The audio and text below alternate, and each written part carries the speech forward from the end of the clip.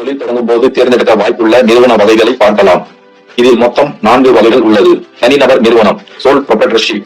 2, கூட்டு தொழில் நிறுவனம், பார்ட்னர்ஷிப் ஃபார்ம். 3, தனிநபர் பங்கு நிறுவனம், பிரைவேட் லிமிடெட் கம்பெனி. 4, பொது பங்கு நிறுவனம், பப்ளிக் லிமிடெட் கம்பெனி. முதலில் தனிநபர் நிறுவனம் என்றால் என்னவென்று பார்ப்போம். நாம் இருக்கும் இடத்தில் நம்மை சுற்றி இருக்கும் சிறிய கடைகள் முதல் ஒரு சில பெரிய கடைகள் வரைக்கும் தனிநபரால் தொடங்கப்பட்ட நிறுவனங்கள் தான். இந்த தனிநபர் நிறுவனத்தை பதிவு செய்தாக வேண்டும் என்ற கட்டாயம் இல்லை. ஆனால் வரி சம்பந்தப்பட்ட பதிவுகள் அவசியம். ஒரு நபர் தன்னுடைய கைப்பணத்தை கொண்டோ அல்லது கடன் வாங்கிய பணத்தை கொண்டோ ஒரு தொழில் நிறுவனத்தை நடத்தி கொண்டு வருகிறார் என்றால் அந்த நிறுவனம் மூலமாக வருகின்ற லாபம் மற்றும் நஷ்டம் அனைத்தும் அந்த நபரை மட்டுமே சேர்ந்ததாக இருக்கும். அந்த நிறுவனத்தின் பொறுப்புகள் அனைத்தும் அவரை மட்டுமே சாரும். இந்த வகையான நிறுவனத்தை தனிநபர் நிறுவனம், அதாவது சோல் ப்ரொப்ரைட்டர்ஷிப் என்று சொல்வோம். இந்த வகையான நிறுவனத்தை நடத்தி வரும் நபரை உரிமையாளர், அதாவது ப்ரொப்ரைட்டர் என்று சொல்வார்கள். சிங்கிள் ஓனரா கம்பெனி ஆரம்பிக்கணும் அப்படின்னா 2 ஆப்ஷன்ஸ் இருக்குங்க.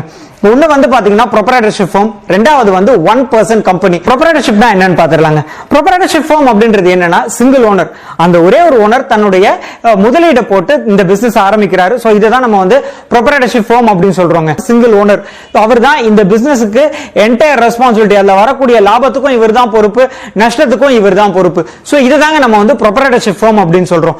இதுக்குன்னு ஸ்பெசிபிக்கா ரெஜிஸ்ட்ரேஷன் ப்ரொசீஜர் எதுவுமே கிடையாதுங்க. இதுக்குன்னு எந்தவித சட்டங்களும் கிடையாது. ஒரு ப்ரொப்ரைட்டர்ஷிப்பை கவர்ன் பண்ற ஆக்ட் எதுவுமே கிடையாது.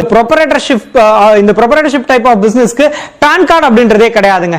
ப்ரொப்ரைட்டருடைய பான் கார்டு தான் இந்த ப்ரொப்ரைட்டர்ஷிப் ஃபார்முக்கும் பான் கார்டா வச்சு யூஸ் பண்ணுவாங்க. ஆனா நீங்க வந்து ஒரு பேங்க்ல போயிட்டு ஒரு கரண்ட் அக்கவுண்ட் ஓபன் பண்ணனும் அப்படின்னா அந்த இடத்துல KYC டாக்குமெண்ட்ஸ் கேட்பாங்க, அதாவது நோ யுவர் கஸ்டமர் அப்படின்னு.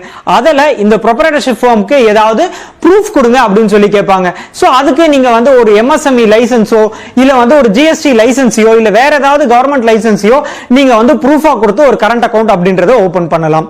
இந்த ப்ரொப்ரைட்டர்ஷிப் ஃபார்ம் யாருக்கெல்லாம் சூட்டபிளா இருக்கும் அப்படின்னு கேட்டீங்கன்னா, இப்பதான் நீங்க புதுசா பிசினஸ் ஆரம்பிக்க போறீங்க, சின்ன லெவல்ல பிசினஸ் ஆரம்பிக்கிறீங்க, இல்ல பிசினஸ் பத்தி உங்களுக்கு எதுவும் பெருசா தெரியாது, ஆனா நான் பிசினஸ் பண்றதுக்கு முன் வந்திருக்கேன், இல்ல லாபம் வருமா நஷ்டம் வருமா எனக்கு தெரியாது, சின்ன லெவல்ல தான் நான் பண்ண போறேன், பிசினஸ்ல எனக்கு பெருசா எக்ஸ்பீரியன்ஸ் இல்ல அப்படின்ற ஒரு சிச்சுவேஷன்ல இருந்தீங்கன்னா உங்களுக்கு இந்த ப்ரொப்ரைட்டர்ஷிப் ஃபார்ம் அப்படின்றது ஆரம்ப காலகட்டத்தில் ரொம்பவே சூட்டபிளா இருக்கும். இந்த ப்ரொப்ரைட்டர்ஷிப் ஃபார்ம்ல இருக்கக்கூடிய பெனிஃபிட்ஸ், ப்ரொப்ரைட்டர்ஷிப் ஃபார்முக்கு அப்படின்னு பாத்தீங்கன்னா நிறைய பெனிஃபிட்ஸ் இருக்குங்க.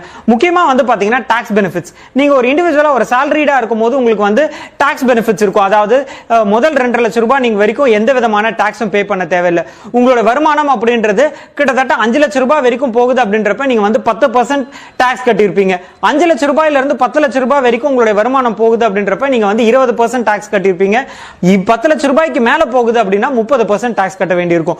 சோ இதே மாதிரி தான் ஒரு ப்ரொப்ரைட்டர்ஷிப் ஃபார்ம்லயும் உங்களுடைய ப்ராஃபிட் அப்படின்றது 5 லட்சம் ரூபாய் வரைக்கும் இருக்கு, 2.5 லட்சம் ரூபாயில இருந்து 5 லட்சம் ரூபாய் வரைக்கும் இருக்கு அப்படின்னா நீங்க வந்து 10% பே பண்ணுவீங்க.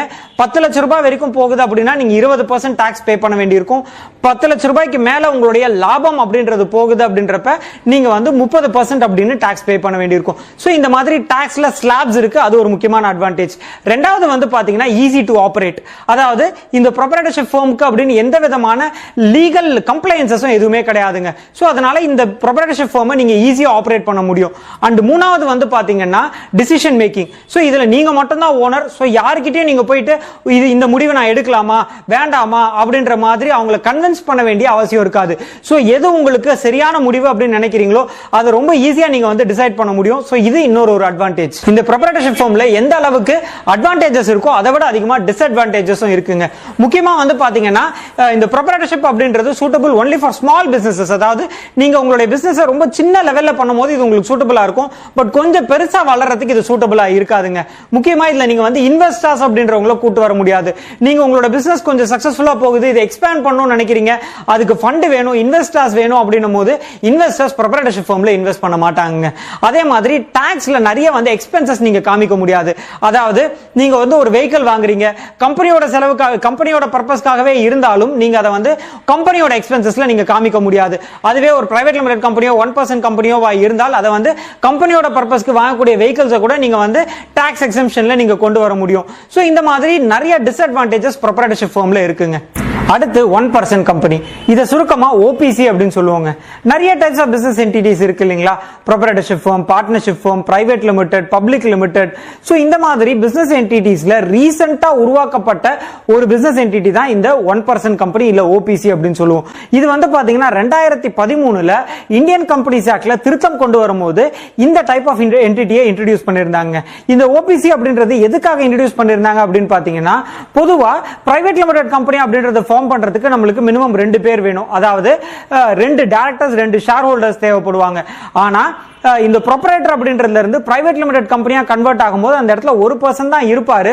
சோ இந்த ப்ரொப்ரைட்டர் வந்து தனியா ஒரு பிரைவேட் லிமிடெட் அப்படின்றத ஆரம்பிக்கும் போது டம்மியா யாராவது ஒரு ஷேர் ஹோல்டரை உள்ள சேர்த்துப்பாரு. அதாவது அவங்க அம்மாவியோ அப்பாவியோ மனைவியோ இல்ல பசங்க ஃப்ரெண்ட்ஸ் அந்த மாதிரி யாராவது ஒருத்தரை டம்மியா ஒரு டைரக்டராகவும் ஷேர் ஹோல்டராகவும் உள்ள கொண்டு வருவாரு. சோ அந்த டிஃபிகல்ட்டியை தவிர்க்கிறதுக்காகவும் இந்த ப்ரொப்ரைட்டர்ஷிப் ஃபார்ம்ல இருந்து அதை விட்டுட்டு ஒரு பிரைவேட் லிமிடெட் ஃபார்ம் ஆரம்பிக்கணும் அப்படின்னு முன் வரவங்களுக்கு இந்த ஓபிசி அப்படின்றது ரொம்பவே சூட்டபிளா இருக்கும். ஏன்னா இந்த 1% கம்பெனில இந்த ஓபிசி அப்படின்றத உருவாக்குறதுக்கும் ஜஸ்ட் ஒரே ஒரு டைரக்டர் ஒரே ஒரு ஷேர் ஹோல்டர் இருந்தாலே போறோம். அதை வச்சே நம்ம வந்து ஆரம்பிச்சிடலாம். கூட வந்து ஒரு நாமினி அப்படின்றத எப்படி நம்ம அந்த பேங்க்ல எல்லாம் நாமினி அப்படின்றது கொடுக்குறோம் இல்லையா, அதே மாதிரி இந்த பிசினஸ்க்கும் யாராவது ஒருத்தர் நாமினி அப்படின்றத மட்டும் கொடுக்க வேண்டி இருக்குங்க. சோ இதுதான் 1% கம்பெனி அப்படின்றது. சோ இத வந்து இதோட கவர்னிங் ஆக்ட் எது அப்படின்னு பாத்தீங்கன்னா இந்தியன் கம்பெனிஸ் ஆக்ட். இது எங்க ரெஜிஸ்டர் பண்றது அப்படின்னு கேட்டீங்கன்னா ரிஜிஸ்டர் ஆஃப் கம்பெனிஸ் முன்னாடி இதை வந்து ரெஜிஸ்டர் பண்ண வேண்டி இருக்கும். இதை ரெஜிஸ்டர் பண்றதுக்கு என்னென்னலாம் டாக்குமெண்ட்ஸ் நீங்க கொடுக்க வேண்டி இருக்கும் அப்படின்னா, உங்களுடைய ஆதார் கார்டு, பான் கார்டு, கடைசி 2 மாசத்துடைய bank account statement, passport size photo, இது மட்டும் இல்லாம எந்த இடத்துல நீங்க பிசினஸ் ஆரம்பிக்க போறீங்களோ அந்த இடத்துக்கான ரெண்டல் டீடு, அதே மாதிரி அந்த இடத்துக்கான எலக்ட்ரிசிட்டி பில். சோ இதெல்லாம் தான் நீங்க வந்து ப்ரூஃபா கொடுக்க வேண்டி இருக்குங்க. இதோட ரெஜிஸ்ட்ரேஷன் ப்ராசஸ் என்ன அப்படின்னு பாத்தீங்கன்னா, முதல்ல நேம் அப்ரூவல் வாங்க வேண்டி இருக்கும். அதாவது இந்த கம்பெனிக்கு நீங்க ஒரு பேர் அப்படின்னு வைப்பீங்க, அந்த பேரை ரிஜிஸ்டர் ஆஃப் கம்பெனிஸ்ல அப்ரூவ் பண்ண வேண்டி இருக்கும். அதுக்கப்புறமா உங்களுக்குன்னு ஒரு டிஜிட்டல் சிக்னேச்சர் அப்படின்றத வாங்க வேண்டி இருக்கும். அடுத்தது டைரக்டர் ஐடென்டிஃபிகேஷன் நம்பர் வாங்கணும். அண்ட் அடுத்தது வந்து பாத்தீங்கன்னா இதுக்கான டாக்குமெண்ட்ஸ் எல்லாத்தையும் சப்மிட் பண்ணி நம்ம வந்து ரெஜிஸ்ட்ரேஷன் சர்டிபிகேட் அப்படின்றத வாங்கிடலாங்க. சோ இதுதான் இந்த கம்பெனியை உருவாக்குறதுக்கான ப்ரொசீஜர், இதுக்கு தேவையான டாக்குமெண்ட்ஸ். அடுத்து இந்த 1% கம்பெனில என்னென்னலாம் அட்வான்டேஜஸ் இருக்கு அப்படின்றத வந்து இந்த 1% கம்பெனிக்கும் ப்ரொப்ரைட்டர்ஷிப் ஃபார்முக்கும் இருக்கக்கூடிய டிஃபரன்ஸை பேஸ் பண்ணியே பார்த்துடலாங்க. முதல்ல வந்து பாத்தீங்கன்னா லிமிடெட் லயபிலிட்டி, இதுதாங்க முக்கியமான வித்தியாசம். ஒரு ப்ரொப்ரைட்டர்ஷிப் ஃபார்ம் அப்படின்றது வந்து பாத்தீங்கன்னா அன்லிமிட்டெட் லயபிலிட்டி. லயபிலிட்டி அப்படின்றத நம்ம வந்து பொறுப்பு இல்ல கடன் சுமை அப்படின்னு நம்ம சொல்லலாம். ஒரு உதாரணத்தோடவே பார்த்துடலாமே. நீங்க வந்து ஒரு ப்ரொப்ரைட்டர்ஷிப் ஃபார்மா இருக்கீங்க, ஏதோ ஒரு பிசினஸ் பண்ணிட்டு இருக்கீங்க. அந்த பிசினஸ்ல ஏதோ ஒரு நெக்லிஜென்ஸ்னாலயோ இல்ல உங்களுடைய தவறுனாலயோ நீங்க வந்து ஒரு பெரிய இழப்பு ஏற்பட்டுடுது அந்த பிசினஸ்க்கு. சோ அந்த டைம்ல நீங்க என்ன பண்ணணும் அப்படின்னு பாத்தீங்கன்னா, அந்த இழப்புக்கு நீங்க தான் ஈடு கட்ட வேண்டி இருக்கும். அதாவது யாருக்கு இழப்பு ஏற்பட்டுச்சோ அவங்க வந்து கோர்ட்ல ஒரு கேஸ் ஒன்னு போடுறாங்க. உங்க மேல வந்து ஒரு 50 லட்சம் ரூபாய் வந்து இழப்பீடு கேட்கறாங்க. கோர்ட்டும் அந்த வந்து இழப்பீடு உத்தரவு போட்டுடுது, நீங்க கொடுத்துதான் ஆகணும் அப்படின்னு. ஆனா உங்க பிசினஸ்ல வெறும் வந்து 10 லட்சம் ரூபாய் தான் அசட்ஸ் இருக்கு அப்படின்ற பட்சத்துல அந்த 10 லட்சம் ரூபாய் நீங்க கொடுக்கணும். அதுக்கு மேல மீதி இருக்கக்கூடிய தொகையை உங்களுடைய சொந்த சொத்துல இருந்து நீங்க வித்து இல்ல உங்களுடைய ஓன் சேவிங்ஸ்ல இருந்தோ எடுத்து நீங்க கொடுக்க வேண்டி இருக்கும். அதுவே 1% கம்பெனி அப்படின்றது வந்து பாத்தீங்கன்னா லிமிடெட் லயபிலிட்டி, அதாவது வரையறுக்கப்பட்ட கடன் சுமை இல்லனா வரையறுக்கப்பட்ட பொறுப்பு அப்படின்னு சொல்லுவாங்க. அதாவது இதே சிச்சுவேஷன் எடுத்துக்கோங்களேன். நீங்க ஏதோ ஒரு தவறுனால ஒரு 50 லட்சம் ரூபாய் நஷ்டம் ஏற்பட்டுடுது. பிசினஸ்ல உங்க 1% கம்பெனில வெறும் 10 லட்சம் ரூபாய் வரைக்கும் தான் அசட்ஸ் இருக்கு அப்படின்னா, அதை தாண்டி நீங்க உங்களுடைய ஓனர் உங்ககிட்ட உங்களுடைய சொத்துக்கள் மேல அவங்களுக்கு ஆக்ஷன் எடுக்கிறதுக்கு அதிகாரம் கிடையாது. சோ அதுதான் முக்கியமா இதுல இருக்கக்கூடிய பிரைமரி அட்வான்டேஜ் ஒன்னு. ரெண்டாவது வந்து பாத்தீங்கன்னா ஃபார்மேஷன். நான் முன்னாடியே சொல்லியிருந்தேன், ப்ரொப்ரைட்டர்ஷிப் அப்படின்றது ரொம்ப ஈஸி டு ஃபார்ம்ங்க. இதுக்கு சொல்ல போனா எந்தவித ரெஜிஸ்ட்ரேஷன் கம்பல்ஷன்ஸ் எதுவுமே கிடையாது, எந்த ஒரு நார்ம்ஸுமே இது கிடையாது. சோ இதை ரெஜிஸ்டர் பண்றதுக்கு எந்த விதமான சிரமமும் இருக்காது. பட் அதுவே 1% கம்பெனி அப்படின்றது வந்து பாத்தீங்கன்னா இதுக்குன்னு ஒரு ப்ரொசீஜர் இருக்கு. ப்ரொசீஜர் நம்ம முன்னாடி எக்ஸ்பிளைன் பண்ணிருந்தோம். அந்த ப்ரொசீஜர் மூலமா தான் இதை நம்ம வந்து உருவாக்க முடியும். இது 2. மூணாவது கிரெடிபிலிட்டி, அதாவது நம்பகத்தன்மை. நம்பகத்தன்மை அப்படின்றது உங்க கஸ்டமர்ஸா இருக்கட்டும், இல்ல உங்க வெண்டார்ஸா இருக்கட்டும், இல்ல உங்க டிஸ்ட்ரிபியூட்டர்ஸா இருக்கட்டும். சோ இவங்க எல்லார்கிட்டயுமே நீங்க வந்து ஒரு 1% கம்பெனி இல்ல வந்து ஒரு பிரைவேட் லிமிடெட் கம்பெனி அப்படின்னு சொல்லும் போது உங்க மேல ஒரு கிரெடிபிலிட்டி, ஒரு நம்பகத்தன்மை அப்படின்றது உருவாகும். நீங்க ஏதாவது டெண்டர் அப்ளை பண்றீங்க அப்படின்றப்ப கூட இது ஒரு பிரைவேட் லிமிடெட் கம்பெனி இல்ல இது ஒரு 1% கம்பெனி அப்படின்னும் போது உங்களுடைய கம்பெனி மேல அந்த வெண்டார்ஸ்க்கு ஒரு நம்பிக்கை அப்படின்றது உருவாகும். ப்ரொப்ரைட்டர்ஷிப் ஃபார்ம் அப்படின்றது எப்பயுமே ஒரு சின்ன டைப் ஆஃப் என்டிட்டி அப்படின்ற ஒரு இம்ப்ரெஷன் மக்கள் மனசுல இருக்குங்க. சோ கிரெடிபிலிட்டி, ஒரு நம்பகத்தன்மை, ஒரு பெரிய ஸ்டேட்டஸ் அப்படின்னு பாத்தீங்கன்னா 1% கம்பெனி இல்ல பிரைவேட் லிமிடெட் கம்பெனி இந்த மாதிரியான டைப் ஆஃப் என்டிட்டிஸ்க்கு தான் இந்த கிரெடிபிலிட்டி அப்படின்றது அந்த பேரை சொல்லும் போதே நம்மளுக்கு கிடைக்கும். ஆனா நாலாவது டிஃபரன்ஸ் அப்படின்றது பாத்தீங்கன்னா கண்டினியூஸ் எக்ஸிஸ்டன்ஸ், அதாவது இறப்பற்ற நிலை அப்படின்னு சொல்லுவாங்க. ப்ரொப்ரைட்டர்ஷிப் அப்படின்னு எடுத்துக்கிட்டீங்கன்னா அந்த ப்ரொப்ரைட்டர் இறந்துட்டார் அப்படின்னா இந்த ப்ரொப்ரைட்டர்ஷிப் ஃபார்மும் இல்லா நிலைக்கு போயிடுங்க.